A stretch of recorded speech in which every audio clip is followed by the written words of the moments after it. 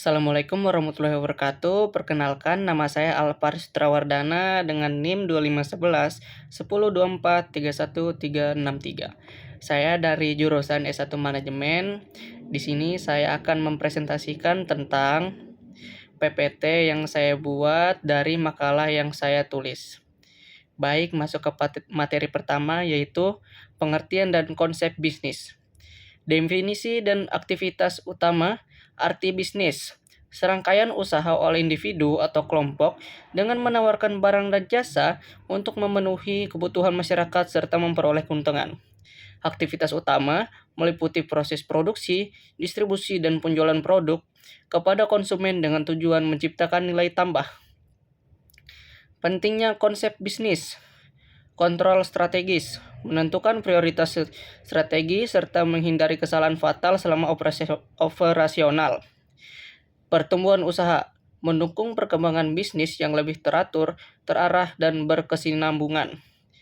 Perencanaan realistis, estimasi modal, target pasar, dan analisis keuangan yang matang. Analisis pasar dan target produk. Perilaku konsumen, mengidentifikasi kebiasaan, preferensi, dan faktor eksternal dan internal yang memengaruhi pengambilan keputusan pembelian konsumen. Tren pasar, memantau dinamika perubahan pola pasar seperti pergeseran preferensi gaya hidup konsumen atau integrasi teknologi baru. Target dan keselarasan, melakukan segmentasi pelanggan secara demografis, memetakan kebutuhan spesifik, serta mengembangkan produk bernilai tambah tinggi. Etika kerja dan etika manajerial. Perilaku terhadap karyawan mencakup transparansi rekrutan, keadilan upah, penyediaan kondisi kerja yang aman, perlindungan privasi, serta peningkatan kesejahteraan. Perilaku terhadap organisasi menyangkut loyalitas kerja karyawan, kejujuran, kerahasiaan informasi penting, serta penanganan konflik kepentingan secara profesional. Perilaku pelaku ekonomi, hubungan adil antara perusahaan dengan agen luar seperti konsumen, kompetitor, pemegang saham, pemasok, distributor, dan serikat. Tanggung jawab sosial, fokus bidang CSR, lingkungan hidup, meminimalkan polusi udara, asap, gas kimia, air, limbah cair beracun, serta polusi tanah demi berkelanjutan generasi masa depan. Tanggung jawab global, merancang solusi industri proaktif untuk mengatasi pemanasan global. Pihak terkait memberikan keterbukaan finansial yang jujur kepada investor, serta menyelaraskan hubungan kemitraan yang adil bersama pemasok lokal. Materi selanjutnya, sikap implementasi dan hubungan regulasi. Klasifikasi sikap. Sikap obstruktif, pendekatan organisasi terhadap CSR, melakukan usaha seminimal mungkin demi isu sosial atau lingkungan, cenderung menyembunyikan pelanggaran.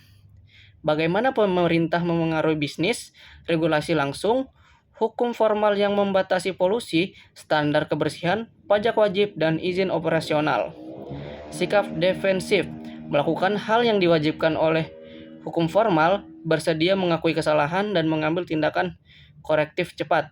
Regulasi tidak langsung, insentif fiskal, subsidi bisnis hijau, atau dukungan pembinaan bisnis kecil berkelanjutan. Sikap akomodatif, memenuhi aspek etika dan regulasi hukum, bersedia memberikan bantuan sosial melebihi standar wajib jika diminta. Interaksi sebaliknya, perusahaan memengaruhi negara lewat kelompok lobi, kontak personal, maupun komite aksi politik. Materi selanjutnya yaitu manajemen dan dinamika bisnis global. Indikator makroekonomi. Pertumbuhan melambat, prospek ketegangan dagang global, pelarian modal, aliran likuiditas beralih ke pasar AS, apresiasi USD, tekanan pelemahan rupiah akibat tren suku bunga global, metode ekspansi global, agen independen, lisensi, brand atau kekayaan intelektual, kantor cabang fisik, aliansi strategis bersama mitra lokal, serta investasi asing langsung atau FDI. Bentuk kepemilikan bisnis di Indonesia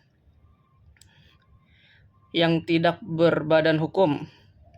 Yang pertama itu perseorangan. Karakteristik utama modal kecil dikelola sendiri secara bebas. Kelebihan dan kekurangannya itu manajemen fleksibel, tanggung jawab uang tidak terbatas.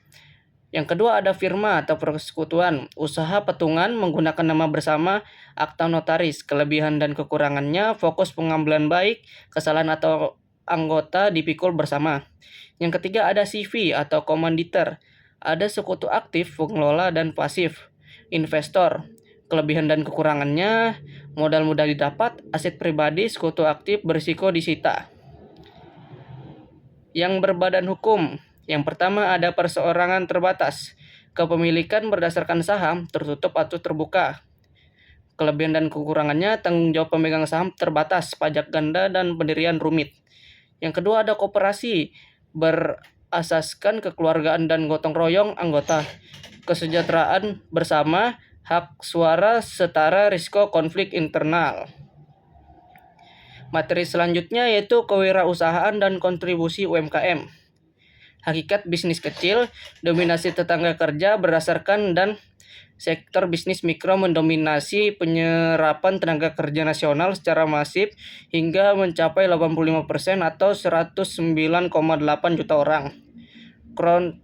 Kontribusi krusial, bertindak sebagai pencipta lapangan kerja baru yang masif, mendorong inovasi lokal, serta menyuplai produk bagi korporasi besar. Langkah mulai dan pendanaan, business plan, dokumen tertulis yang menjabarkan visi, target pasar, analisis persaing, estimasi penjualan, serta rencana arus kas. Yang kedua ada opsi memulai membeli bisnis berjalan, merintis dari dasar, atau menggunakan model kemitraan waralaba. Yang ketiga ada sumber dana, pinjaman bank, tabungan pribadi, program pembinaan UMKM mandiri, atau dana investor. Faktor bisnis dan lingkungan eksternal.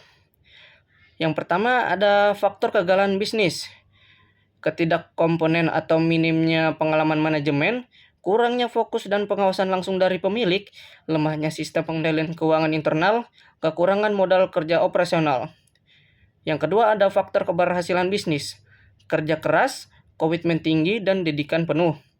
Adanya permintaan pasar yang sesuai dengan produk, kompensasi manajerial dan kepemimpinan yang baik, faktor keberuntungan strategis di momen yang tepat. Baik, materi selanjutnya yaitu 4 fungsi dasar proses manajemen. Yang pertama ada perencanaan, menetapkan sasaran utama, merumuskan strategi serta merancang peta jalan taktis dan operasional. Yang kedua ada pengorganisasian, mengatur pembagian tugas, wewenang, alur instruksi, dan mengelola sumber daya manusia secara berstruktur. Yang ketiga ada pengarahan, pemimpin, memotivasi, dan mengarahkan karyawan secara langsung guna mencapai sasaran perusahaan. Yang keempat ada pengendalian, memantau kinerja operasional, mengevaluasi penyimpangan, serta melakukan tindakan korektif dini. Baik, materi selanjutnya yaitu manajemen sumber daya manusia. Penyusunan staf, melakukan analisis pekerjaan untuk menghasilkan deskripsi kerja dan spesifikasi kerja. Diikuti proses rekrutan internal atau eksternal yang adil.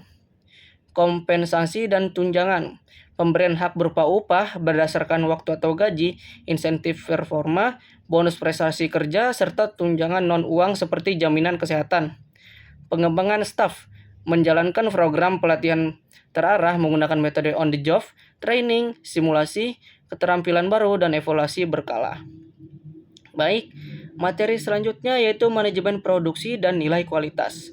Menciptakan nilai, kekuatan bentuk, mengubah bahan mentah fisik menjadi produk siap pakai, kekuatan waktu, menyediakan produk di waktu krusial yang tepat, kekuatan tempat, distribusi, titik lokasi yang strategis, sistem produksi ramping, fokus menghilangkan inflasi produksi lewat konsep just in time, meminimalkan persediaan berlebih di gudang. Strategi bauran pemasaran atau marketing mix 4P, yaitu produk, mengembangkan fitur unik, produk atau jasa yang memiliki diferensiasi kuat untuk membedakan diri dari kompetitor. Yang selanjutnya, price. Strategi penentuan harga optimal yang mampu menyeimbangkan ekspektasi pasar dengan probabilitas bisnis jangka panjang. Yang selanjutnya ada place, distribusi. Metode penyaluran dan logistik fisik agar produk dapat menjangkau konsumen akhir dengan efisien di titik penjualan yang tepat. Yang selanjutnya ada promotion. Teknik komunikasi persuasif kreatif melalui pengiklanan digital, strategi hubungan masyarakat atau humas, maupun promosi penjualan taktis. Baik, yang selanjutnya yaitu nilai mata uang dan aturan 73. Aturan 72. Konsep waktu dari uang menyatakan bahwa sejumlah uang yang dimiliki saat ini memiliki nilai ekonomi yang lebih tinggi dibandingkan jumlah yang sama di masa depan karena potensi pertumbuhan investasi. Aplikasi perhitungan aturan 72. Metode cepat untuk mengestimasi berapa tahun waktu yang dibutuhkan agar nilai investasi berlipat ganda, yaitu seperti ini. Baik, materi selanjutnya yaitu digitalisasi dan nilai bisnis Islam. Transformasi teknologi informasi. Dampak nyata penggunaan IT dalam timbulnya fleksibilitas melalui portable office, pemangkasan birokrasi dan koordinasi terintegrasi dengan penyuplai. Fondasi dasar bisnis Islam. Definisi, ikhtiar bisnis yang dijalankan dengan niat ibadah, mengubah sesuatu yang tidak bernilai menjadi barang berharga demi kesuksesan dunia akhirat. Larangan mutlak, menghindari transaksi batil, unsur spekulasi tinggi atau masyir, kecurangan timbangan, syubhat, dan praktik bunga eksploitatif atau riba. Baik, sekian presentasi dari PPT yang saya buat. Kurang lebihnya saya mohon maaf. Terima kasih. Saya pamit undur diri. Wassalamualaikum warahmatullahi wabarakatuh.